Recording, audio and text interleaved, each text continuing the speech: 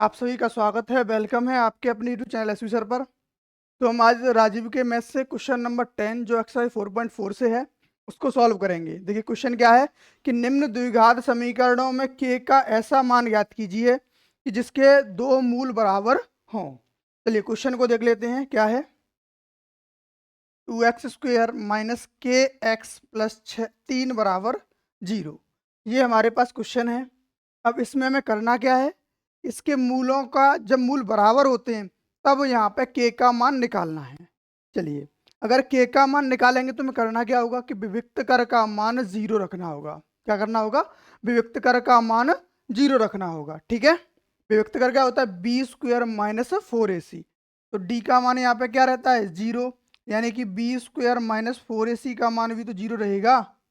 रहेगा या नहीं रहेगा? या इसको ऐसे भी कर सकते हैं, इसको पक्षांतर कर दें तो b² बराबर हो जाएगा 4ac। क्लियर है? क्या हो जाएगा? b² बराबर 4ac। b का मान कितना है माइनस के बराबर है।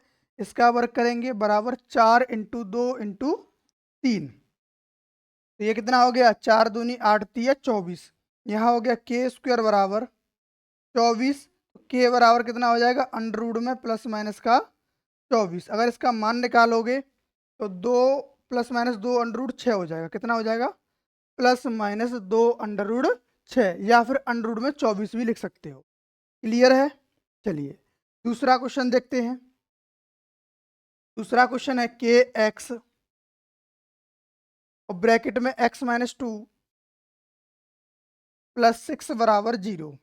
ये हमारे पास क्वेश्चन है। तो सबसे पहले हमें इसको द्विघात समीकरण के रूप में बदलना होगा। ठीक है, क्या करना होगा? द्विघात समीकरण के रूप में बदलना होगा। तो क्या हो जाएगा ये k² माइनस 2kx प्लस 6 बराबर 0, क्योंकि हमने kx से इस ब्रैकेट के अंदर गुणा कर दिया। अब यहाँ पे a की वैल्यू k हो जाएगी, b की वैल्यू माइनस 2k और c की वैल्यू हो जाएगी प्लस 6। तब विविक्त कर क्या होता है d बराबर 0, यानी b² का मान भी तो b² माइनस 4ac का मान भी क्या हो जाएगा 0 के बराबर, क्योंकि d का मान होता है b² माइनस 4ac।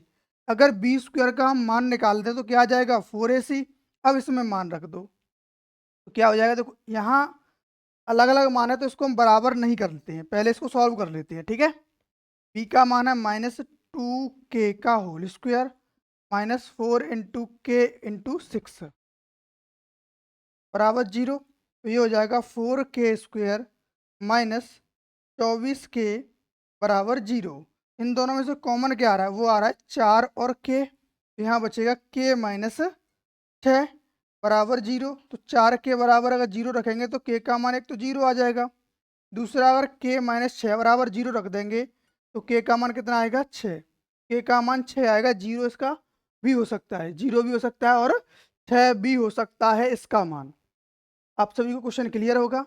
चलिए आज में इतने ही क्वेश्चन को सॉल्व करते हैं। मिलते हैं नेक्स्ट वीडियो में।